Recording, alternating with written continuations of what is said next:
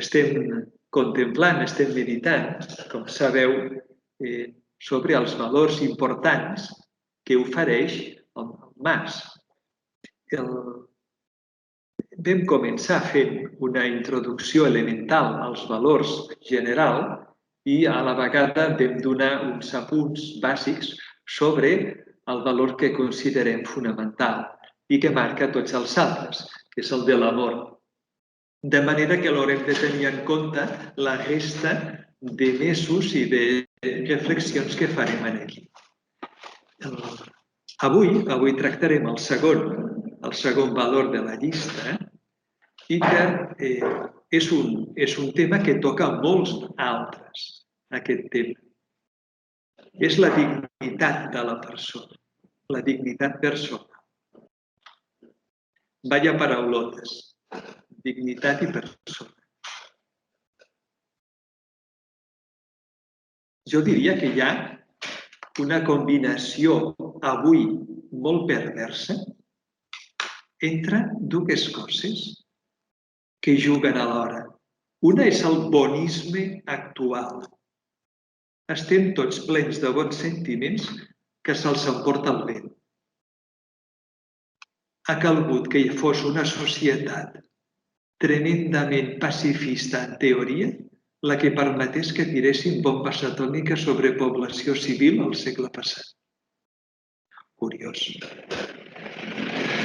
Aquest bonisme, avui, que agafa moltíssima gent, també de les nostres instàncies que tractem del món de Càritas, es combina amb una altra cosa, i és el fet de que si ens sortim d'il·lusions baratetes i de romanticismes, avui ja no és gens evident per a la majoria de la gent que tractem que ens hagin de respectar i de servir. Això és molt maco, però no és gens evident. Que hagin de cuidar els vells, que hagin de tenir cura dels malalts i dels necessitats, que hagin d'acompanyar els discapacitats o d'acollir els immigrants. Ens omplim d'aquestes paraulotes, però de fet, per la majoria de la gent no és gens evident que ho hagin de fer. Per què? Ens hauríem de preguntar. Doncs perquè ja fa temps que s'ha enfonsat i ha entrat en crisi la dimensió sagrada de la persona. Això és el que sostindré aquí.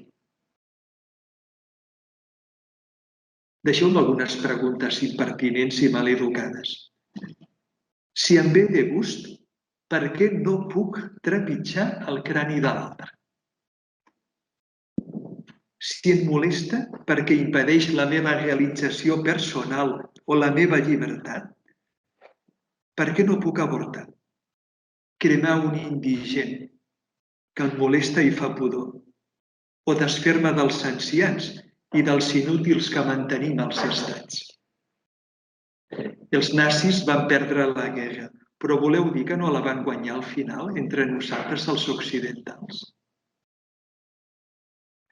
Ens hem anat quedant sense motius profuns per fer o no fer les coses. I només ens hem anat quedant en motius legals o policials. No puc fer aquestes coses perquè la llei ho prohibeix per un contracte o per una Constitució que hem votat, però que podem canviar. O simplement perquè si ho fes em detendrien i em posarien a la presó.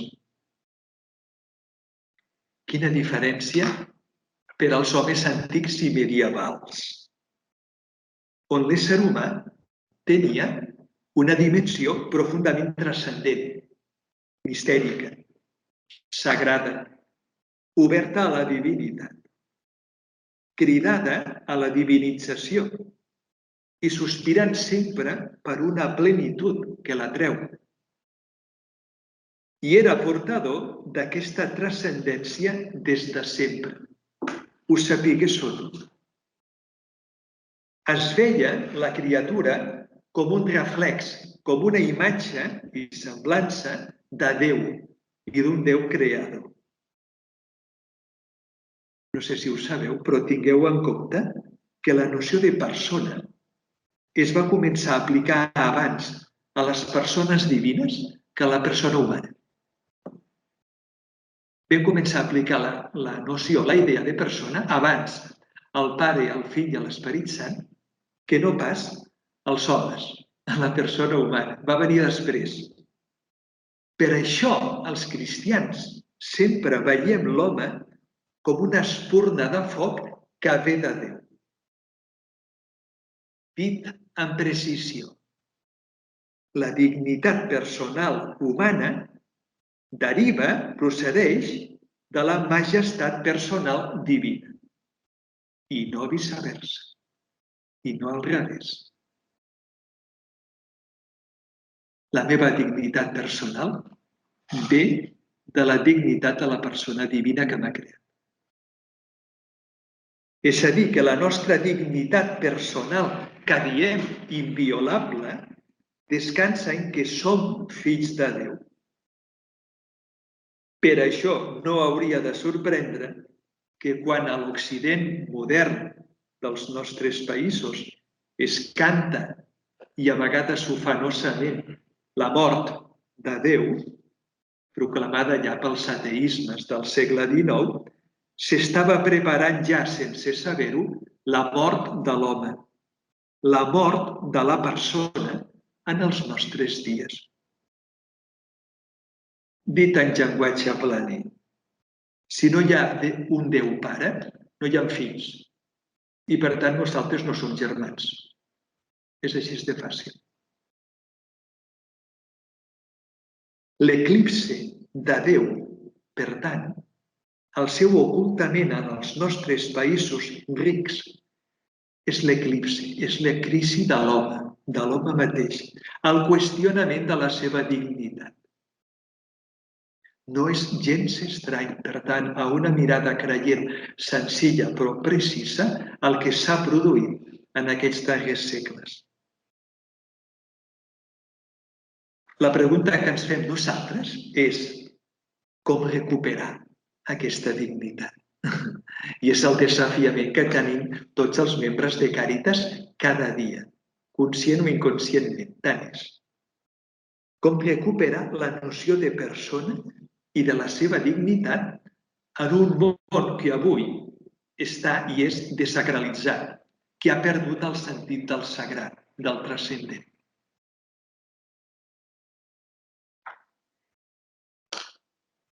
Jo crec que només hi ha una manera, i que és recuperant el sentit transcendent de la persona, el seu misteri sagrat, i no només de les persones que atenem, per dir-ho paternalísticament, sinó de nosaltres mateixos. Hem de recuperar el sentit sagrat nostre, propi, de cadascú.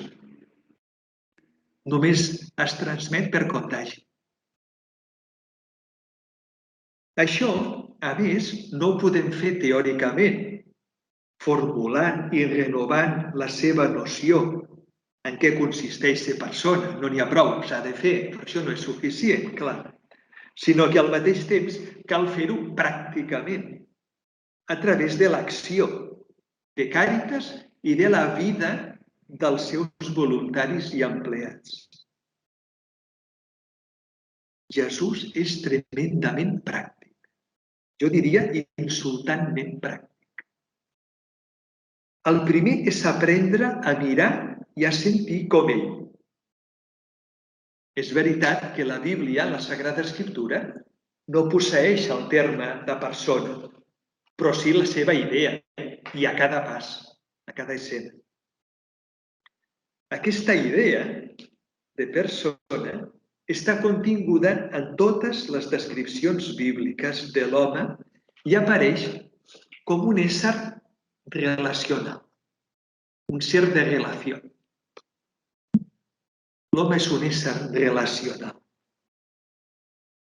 L'home no és un tros de fusta o de suro, ni un objecte purament material, sotmès a instints i passions animals, com ens venen els mitjans de comunicació, la cinematografia, el teatre. Per a la Sagrada Escriptura, per a Jesús, som de carn i ossos, però també som alguna cosa més que un petit escarbat. No sé si heu llegit la Metamorfosi de Kafka. És un xicot que un dia es desvetlla al llit al matí i troba que s'ha convertit en un escarbat. I tot el que s'esdevé a continuació en les hores següents del desconcert propi de la família, dels pares, dels germans, dels amics, de veure que s'ha convertit en un escarbat. És una paràbola del món modern. Kafka ho escriu als anys 20-30, amb el seu expressionisme alemany clàssic. Però és una imatge del que ens estem convertint sense adonar-nos si no vigilem.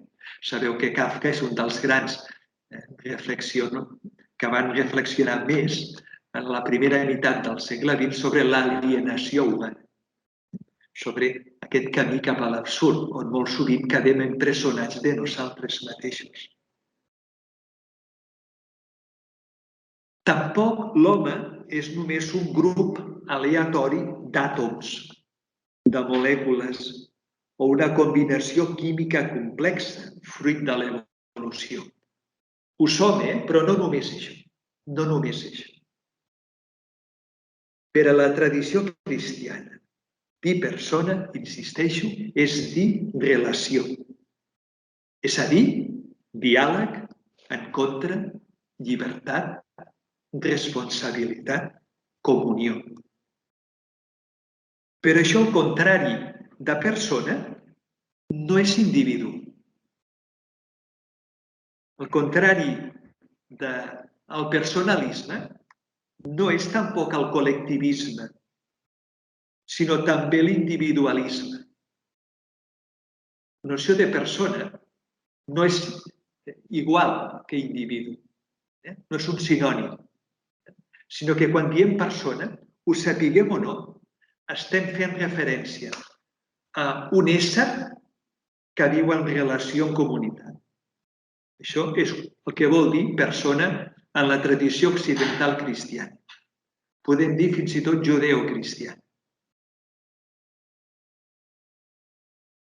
Persona és una realitat, és veritat, singular, única, però en comunió amb els altres. Per això no és un simple individu. Quan diem dignitat de la persona, estem dient dignitat d'un ésser en comunió amb els altres. Si no, no hi ha dignitat. I tota persona, a la nostra mirada, disposa de 3 relacions constitutives que la vertebren força. Amb Déu, amb el món i amb el tu humà, amb l'altre. D'aquestes 3, per a Jesús, n'hi ha una que és primera i fundant, és clar, la relació amb Déu. Si som imatge de Déu, Déu és un tu per a nosaltres i cadascú de nosaltres és un tu per a Déu. Déu, Trinitat, fixeu-vos que són 3 persones en comunió, Déu, Trinitat, ens convida a participar del seu diàleg tripersonal i de la seva condició divina. I és aquesta condició divina, a imatge del Fill de Déu, sagrada, la que ens dignifica, ens dona dignitat i ens configura com a persones. De fet, això, us acabo de dir, són les conseqüències de la meditació que vam fer el curs passat sobre la imatge de Déu, que és una reflexió que dono per suposat pel que estic dient avui. Continuem.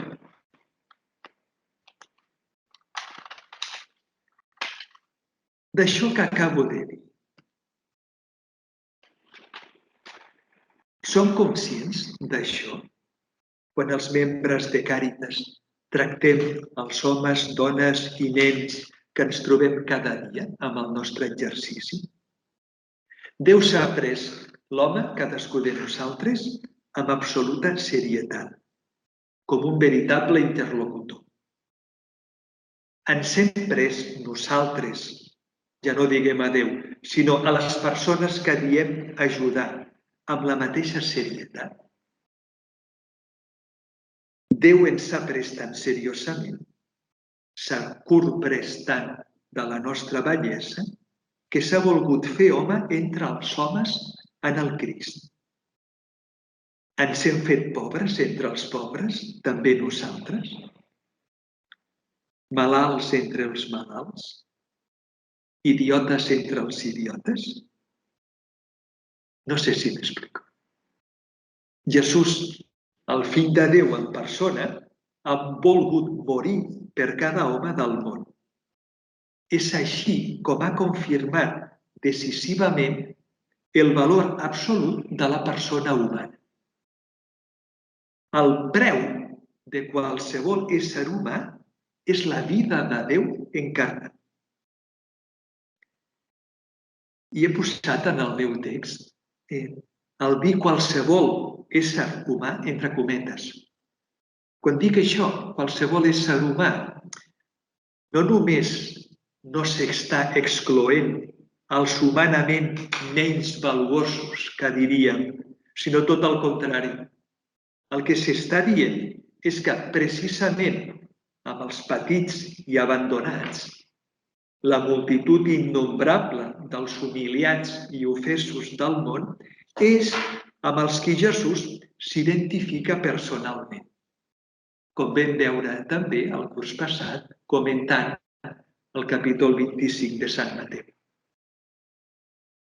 Així com el Crist és el sagrament i imatge de Déu, així també tots aquests petits i menyspreats són el sagrament de Crist, signe eficaç de la seva presència real en l'humà, en els homes.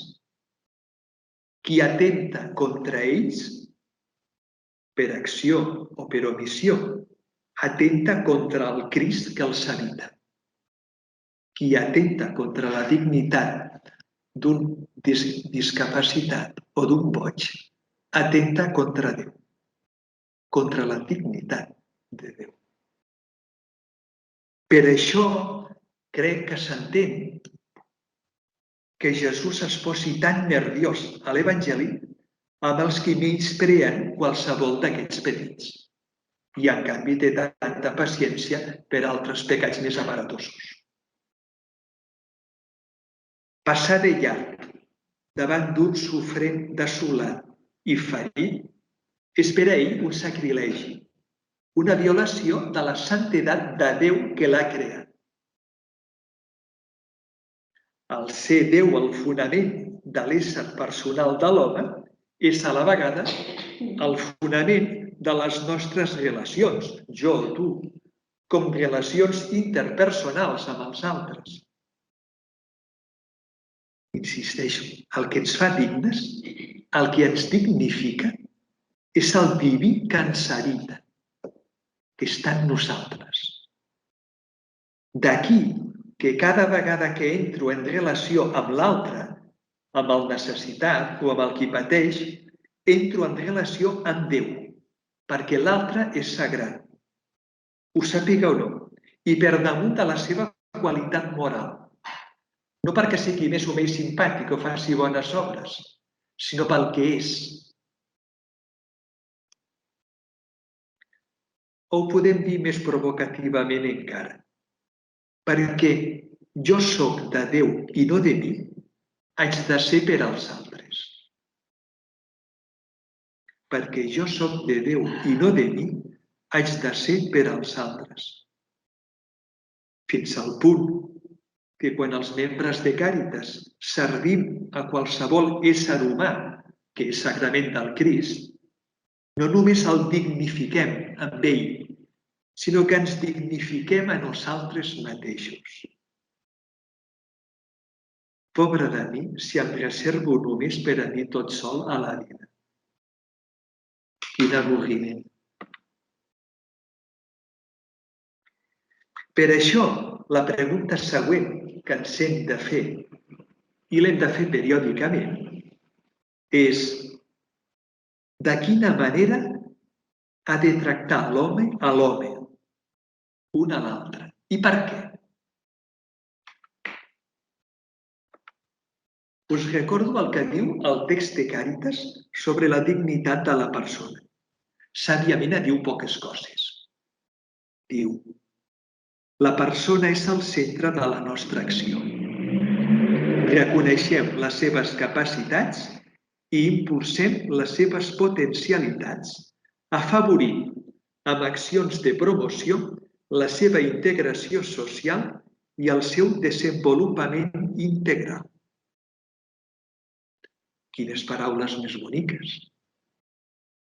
Però fixeu-vos que la promoció, la integració i el desenvolupament de la persona que intentem els voluntaris i treballadors de Càritas no és cap heroïcitat o acció excepcional. És un deure elemental envers els altres i envers nosaltres mateixos. De fet, com podem permetre que tants éssers humans visquin o pateixin una situació indigna al llarg de la seva existència? Com sabeu millor que jo, milions de persones sofreixen avui una vida innoble, infame, que els degrada i rebaixa als seus mateixos ulls. Mentre nosaltres dediquem una estona de la tarda a pontificar sobre la dignitat humana. Sembla una broma. Però tornem a la pregunta. Els qui col·laborem amb Càritas, com ajudar a que l'altre redescobreixi en ell, dins seu, la seva dignitat i com redescobrir al mateix temps la nostra de dignitat? Sens dubte, hem d'intentar donar o oferir treball, sostre, aliments, educació, salut, amistat, als qui se'ns acostin, i pobres de nosaltres si no ho fem o ho intentem fer. Però perdoneu-me, amb això no n'hi hauria prou. No dic que hagin de fer més coses, més serveis, que potser també. El que vull dir és el com, des d'on hem de fer les mateixes coses, perquè no n'hi haurà prou amb la seva promoció, integració i desenvolupament humà si prescindim de la dimensió transcendent i sagrada de la seva ànima. Amb el nostre servei, no predicant amb paraules, hem de donar Déu, hem de donar misteri. Si no, no donarem dignitat profunda, només superficial. I només acabaríem suscitant nous alienats i consumidors de la societat del benestar. Gent maqueta, integradíssims, però sense personalitat ni capacitat crítica. Adoneu-vos que no podem donar-ho això després, perquè seria inútil i estaríem perduts. Ho hem de donar al mateix temps que ens donem. Els membres de Càritas hem de donar a Déu silenciosament. Altres palestres més meravelloses diran i faran servir paraules profundes per parlar de Déu. A nosaltres ens toca fer-ho amb aquest servei entregadíssim. Però hem de donar transcendència, no abans ni després, sinó enmig del nostre servei, de la nostra acció.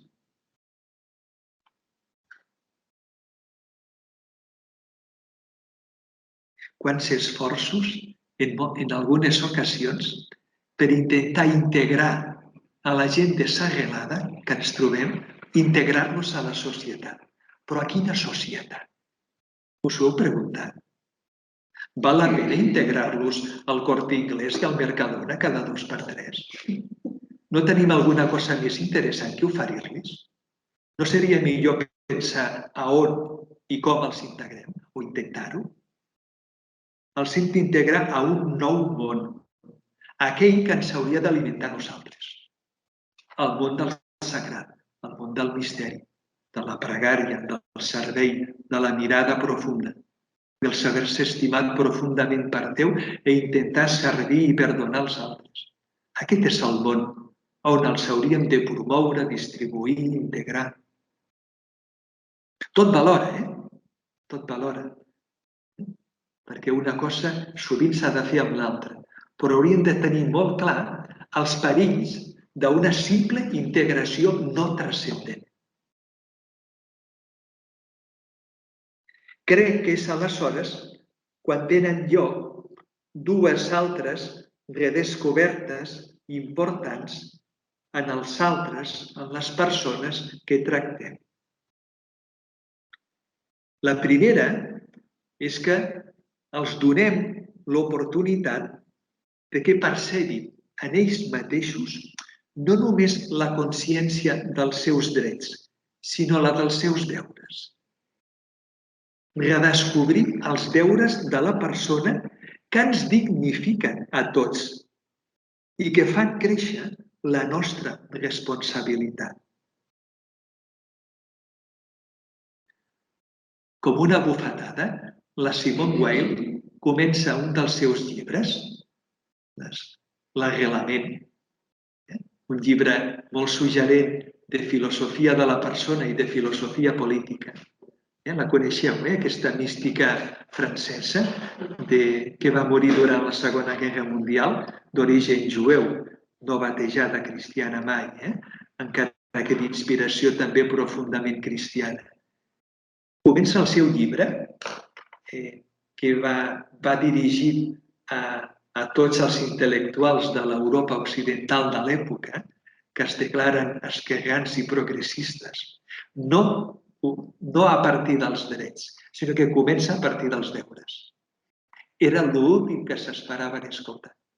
Mireu que nosaltres vivim una època fastigosament sempre reclamant els nostres drets, però poquíssimes vegades ens ve al cap la necessitat urgent de parlar dels nostres deures.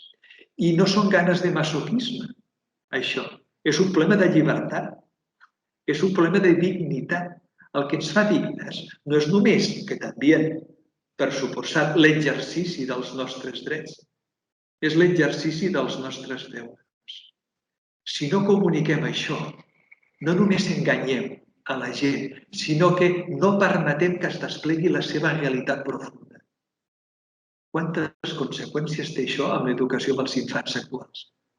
Que som incapaços d'anar més enllà dels seus capricis en moltes ocasions.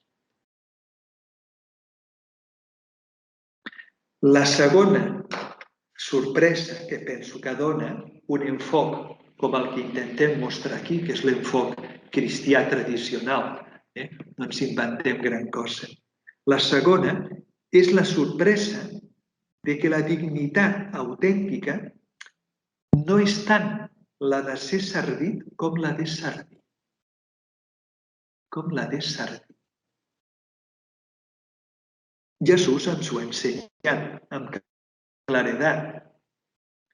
El que dona noblesa, grandesa, de cor, d'esperit, el que dona dignitat a una persona és el seu servei ocult i discret als altres. L'entrega gratuïta sense esperar aplaudiments ni reconeixement del món. Per això, sovint, és una paradoxa, els més sofrents i pobres, aquells de qui tothom se serveix sense ni donar-li les gràcies, són els qui ens ensenyen què és la veritable dignitat i dels qui hem d'aprendre la gent de Càritas. Nosaltres tenim, com tots els que som sensibles a les misèries o necessitats del nostre entorn, tenim tendència i a vegades temptació a ubicar només la nostra acció des del punt de vista del cervell, però ens costa bastant més la sensibilitat per a rebre, per a deixar-nos servir per ells, per la gent mateixa que tractem. Doncs hauríem, penso jo, d'aprendre de tot aquest món, del lumpen, de la misèria, de la pobresa, tenir ulls i oïdes per captar aquesta realitat digna que ve d'ells, dels més pobres. Els membres de Càritas no només som els qui transmetem la dignitat, o ho intentem de transmetre la dignitat, sinó que som aquells que, amb humilitat i pobresa, haurien d'anar a aprendre la dignitat d'aquells mateixos que havien servit.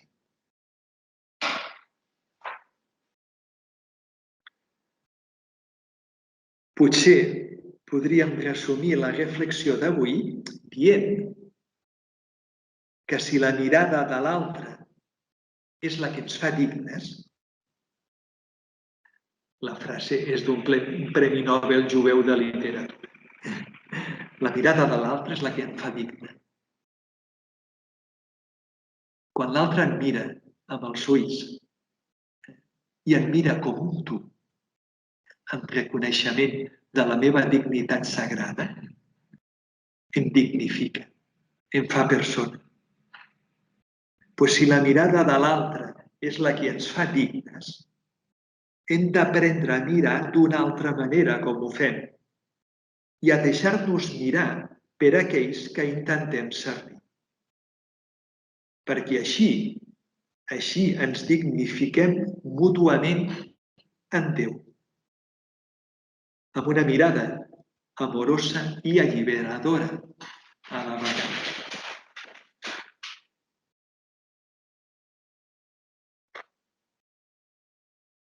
Bé,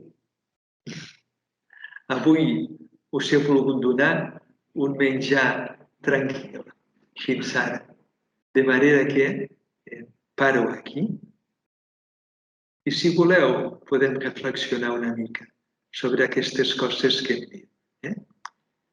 I si no, ja us deixaré descansar per aquesta tarda. Deixem uns moments de silenci i si teniu alguna pregunta o qüestió, la comentem junts.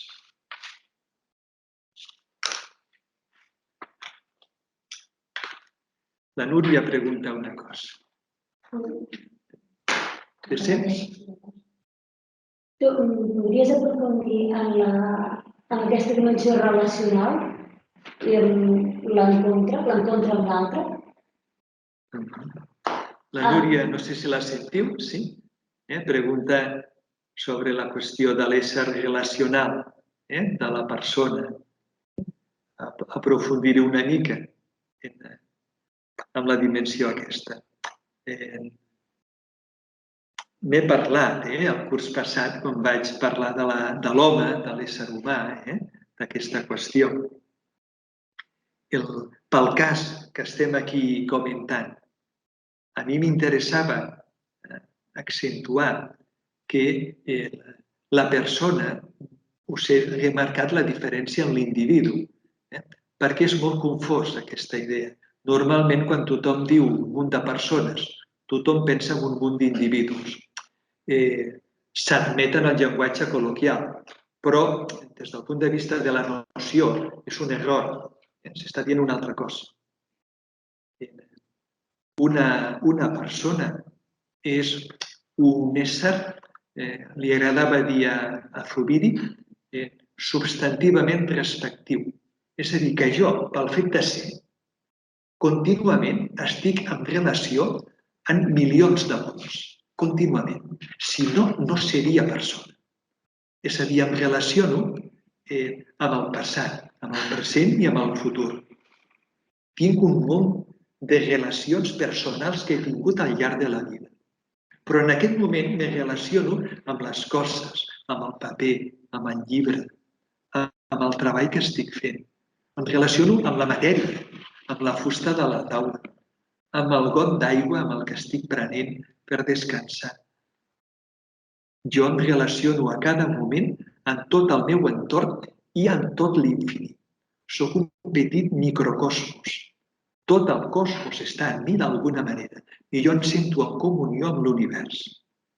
Aquesta mirada unificada de la persona amb el conjunt de la creació és una mirada simple i elemental per a qualsevol tradició bíblica. Per això, que hàgim hagut de destacar des de principis del segle XX que l'ésser humà és un ésser relacional, què ha passat? A on havíem derivat l'ésser humà? Durant tots els segles anteriors, que moltes vegades es declaraven meravellosament catòlics o cristians, quan de fet és un element fonamental de la nostra persona. Que nosaltres siguem relació, què implica en la vida ordinària i en la vida quotidiana? Que el problema no és que estigui més o menys rodejat de gent o visqui sol. El problema és quin tipus de relació efectivament estableixo amb tot el meu entorn. Una persona pot viure molt sola o tractar poca gent i, en canvi, exercir el ser persona, perquè està en comunió amb tota la gent, amb tota la humanitat, amb els esdeveniments que es produeixen. Els conegui particularment o no. No és un problema d'informació, d'estar al cas de totes les tonteries que passen cada dia. És un problema d'actitud espiritual interior. Però vol dir també que hi ha moltes persones que tracten a molta gent que estan profundament soles, que no exerceixen la seva dignitat personal, que viuen individualísticament d'una forma molt reductiva i que al fer-ho impedeixen que es desplegui la vida personal, la vida de la persona. Un ésser humà relacional vol dir que si no em relaciono en profunditat, amb mi mateix, amb l'altre i amb Déu, seré un ésser mancat. Em faltarà alguna cosa de fonamental. I com us he intentat mostrar amb la figura de Jesús, ell té molt clar que la qüestió és vertical.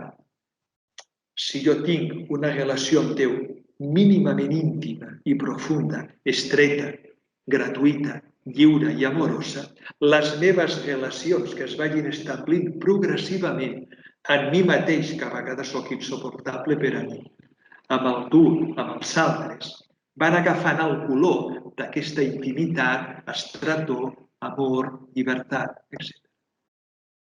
La relació o l'ésser relacional no és una opció entre altres. És que és necessària per la meva constitució i vertebració personal. Sense ella esdevinc un tros de fusta, un tros de suro, un grup d'àtoms, com he descrit abans. El que ens fa relacionals és formar part de la relació entre les tres persones divines. Per tant, demana d'un amor gratuït. Ve d'un amor gratuït i ha de ser exercida com un amor gratuït. Però això és un itinerari. Jo no he volgut entrar, per exemple, en la noció de la vida com a marxa, que em vaig parlar l'any passat. La vida com un peregrinatge. Nosaltres ens anem fent persones, a poc. I podem dir que no. La llibertat de la persona és tan impressionant que és capaç de que tenim la capacitat de poder dir no vull ser persona, no vull exercir com a tal. I puc replegar-me dintre de mi mateix intentant-me aïllar del món. Evidentment, pagaré una factura altíssima. Me n'aniré deshumanitzant, que es diu. Però el que em fa humà no és ser candorós, sentimental o romàntic o plorar més o menys en situacions penoses. El que em fa humà és saber-me fill de Déu, saber-me sagrat, transcendent i veure tot el que veig, tot el que toco, com formant part d'aquesta creació que ve de dalt, del transcendent. Llavors és com puc veure, com vèiem el mes passat, el rostre de Déu en qualsevol dels altres. en qualsevol escena, especialment en els més insuportables, que no acostumen a ser els pobres, sinó un mateix. El més pesat d'aguantar és cadascú a si mateix a la vida, o no? Sí, els altres, mira, que cada palo aguante su vela, dèiem abans, no? Però un mateix, que no tens manera d'escapar-te.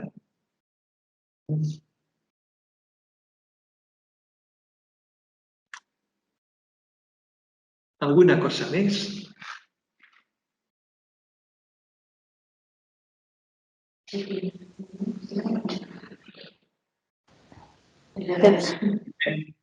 També, sents? Bona tarda, sí, Isabel, Bona digues. tarda.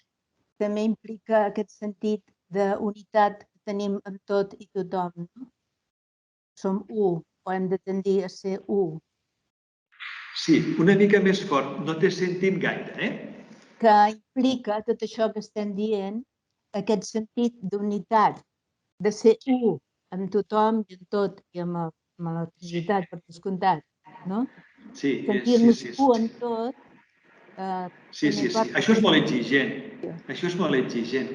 Tens raó, Sí, jo ho dic aquí molt tranquil·lament, però aquesta és la mare dels ous, en el fons. És a dir, si jo no intento trobar dintre meu una relativa unitat meva, interior, una unificació personal, què carai vull anar a trobar en l'entorn que a mi me rodeja? Em serà molt difícil. Per això, qualsevol membre de Càritas, si no vol projectar les seves misèries, complexos, discapacitats pròpies en tot allò que faci o que deixi de fer amb els altres, el primer que hem de començar cadascú de nosaltres és ser humils i reconèixer que estem dispersos, que estem disgregats i fragmentats i necessitem retrobar la nostra mateixa dignitat, per fer servir l'expressió d'avui, la meva unitat. Per això jo, si us heu fixat, he posat un accent recíproc avui. Dignitat de la persona, no estrictament només amb les persones que tractem, sinó amb els emissors, en cadascú de nosaltres. Si no, sembla una broma, tot plegat. La unificació personal, si em permeteu una paraulota, es diu monotropos.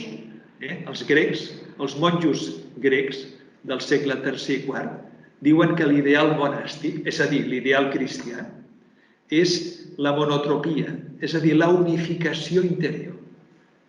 Aquesta sensació de que, ara faig de mare, ara de germana, ara d'amant, ara faig d'esposa, ara faig de servidor dels pobres, ara vaig a missa, ara prego, ara treballo i em diverteixo, com si fossin 10 o 12 mons completament diferents. Uf, quina fatiga, és duríssim, això. No m'estranya les malalties mentals del nostre món, no m'estranya quina esquizofrènia espiritual permanent que vivim. El que necessitem és un mínim d'unificació personal i això amb aquestes paraulotes els pagesos de camp de tota la vida ho han sapigut sempre, el que era la unificació personal i ningú els hi explicava. Viure amb una certa coherència elemental del que dic i del que faig. Trobar fruïció en totes les coses de la vida. No desesperar-me per les dificultats que vaig trobant ni pels desànims que oscil·lantment pels meus afectes o sentiments experimento. No deprimir-me de deprimir-me. Saber perdonar, saber-me ser perdonat. Tot això és el camí de la unitat, el camí de la unificació personal.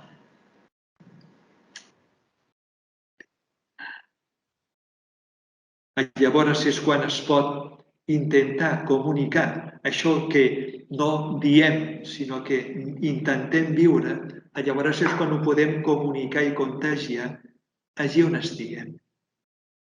I carai, si ho agraïm quan trobem algú unificat, encara que ell no ho sàpiga.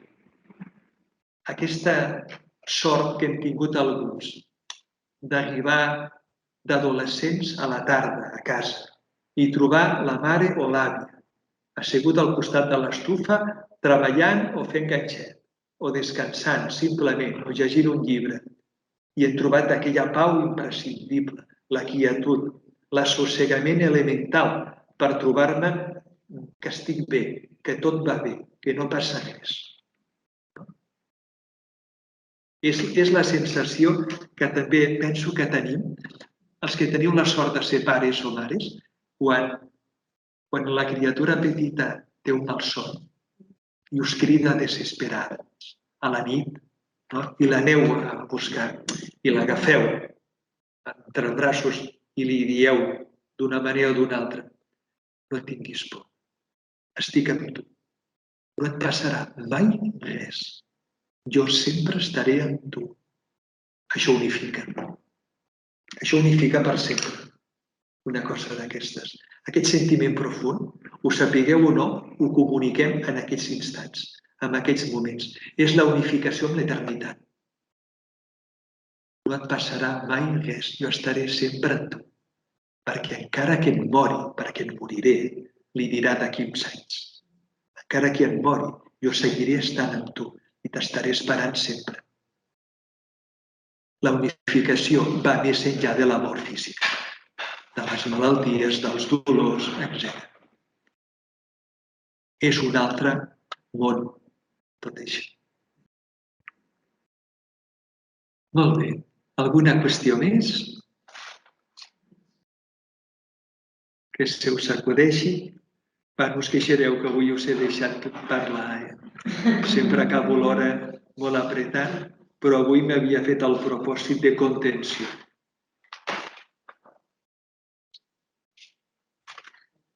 Algun dia ens parlaràs en si de l'acollida de l'altre? Toca, sí, amb algun dels temes, que ho facilita més. Sí.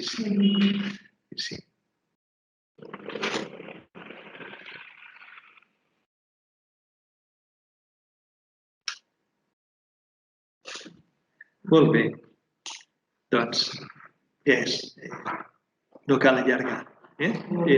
Gràcies per la presència de tots vosaltres i que Déu us beneixi. Fins una altra. Gràcies.